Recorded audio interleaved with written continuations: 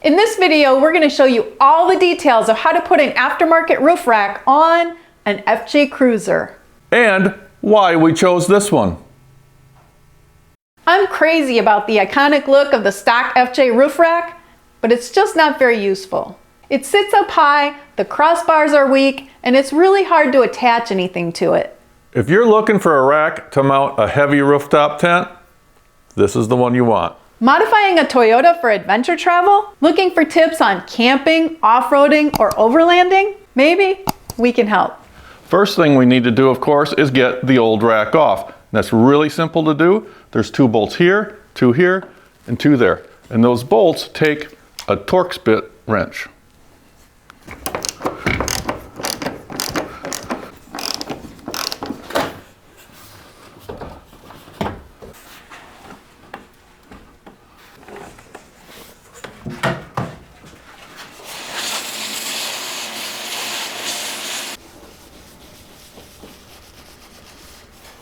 We're huge fans of Orangeboxx Fabrication, especially their talent to come up with unique and innovative products. When we heard they were coming out with their own version of a roof rack for the FJ, we knew it was going to be something special.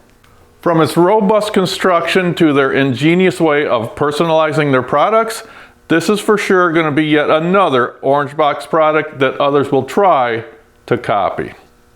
This is where Orangeboxx really shines. Customization. The rear side panels can be custom powder coated in any color you can dream up, and they can cut words or logos into this added side plate. Before deciding on this one, we looked at a dozen or more racks. What sold us was its strength and low profile. The 2-piece sides together measure up to a full 1/4 inch thick. The method of bolting the crossbars to the sides is by far the strongest we've ever run across. These big tabs are perfect for bolting on a heavy rooftop tent and or an awning. The slots in the bars will allow for just about any type of mounting hardware. And this is a nice detail. The crossbars and the side rails have holes drilled in them to run wires for lights. The stock rack sits 6.5 inches above the roof. This one is only 4. The best way to assemble it is in place on the roof. We went ahead and put a couple of crossbars in temporarily. That'll give us the proper spacing between the side rails. Now, if by chance one or more of these white bushings should happen to fall down inside the roof, don't panic. There's a good chance that you can send down a longer bolt, snag it, and pull it back up. Or you can pull the headliner down far enough to get your hand in there. The interior trim is simple to take down just by pulling on it or prying with a screwdriver. First, I'm going to put down a good amount of this black RTV silicone around the holes, but not in the holes.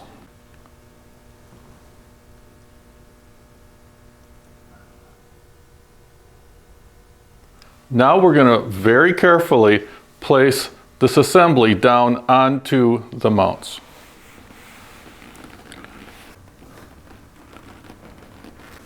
Mine is on. That looks good.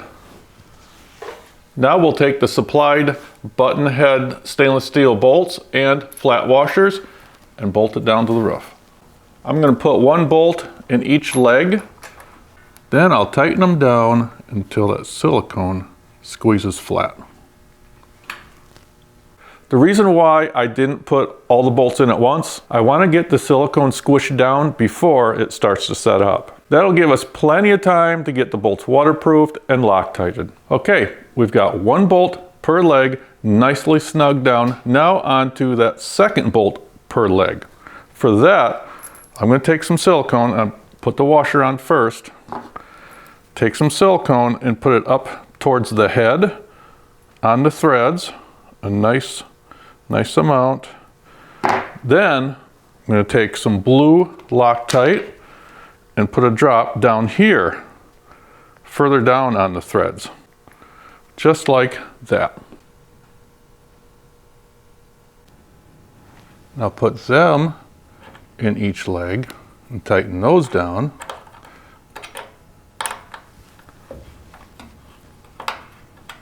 And this is going to get silicone in that hole on the threads and underneath this washer. See how it's squeezing out? And these get torqued down to 13 foot-pounds is the factory spec. Now I need to take this other one that I already put in back out and put the silicone and Loctite on it.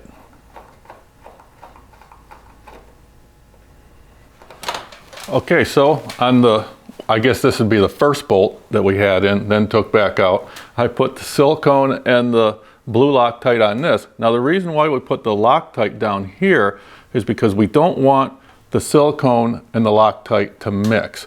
Otherwise the Loctite won't work at all. And we put this one back in. We do that for all 6 legs. All right, that's not going anywhere. Now we can put on the side cladding and get these crossbars exactly where we need them. Now that those temporary crossbars are out, this is a great opportunity to get all your cross members set down between the side rails.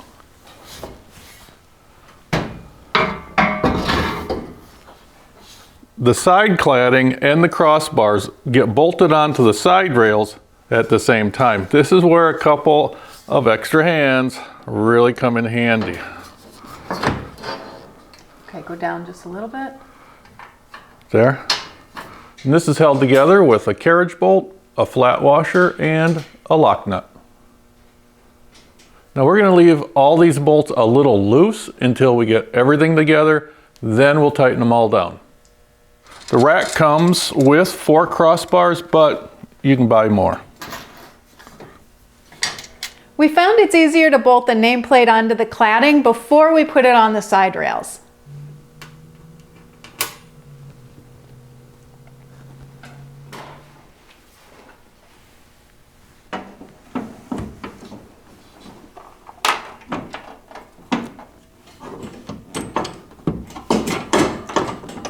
Now we can bolt the front fairing on.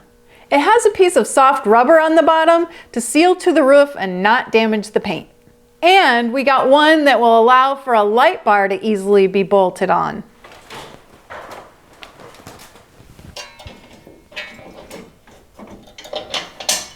This front fairing doesn't bolt directly to the side rails. It actually bolts to the side cladding up in front that we already have bolted on. Now that we have all the pieces put together, we can tighten everything down. That looks fantastic. I just put our stuff up there to check the fit and the layout. Looks like we're going to need a couple extra crossbars, some pins for the traction boards, and some mounts for the high lift. It was a lot easier than I thought, but that silicone can get really messy. We hope you found this video helpful. And we hope you'll consider subscribing to our channel. Thanks for watching.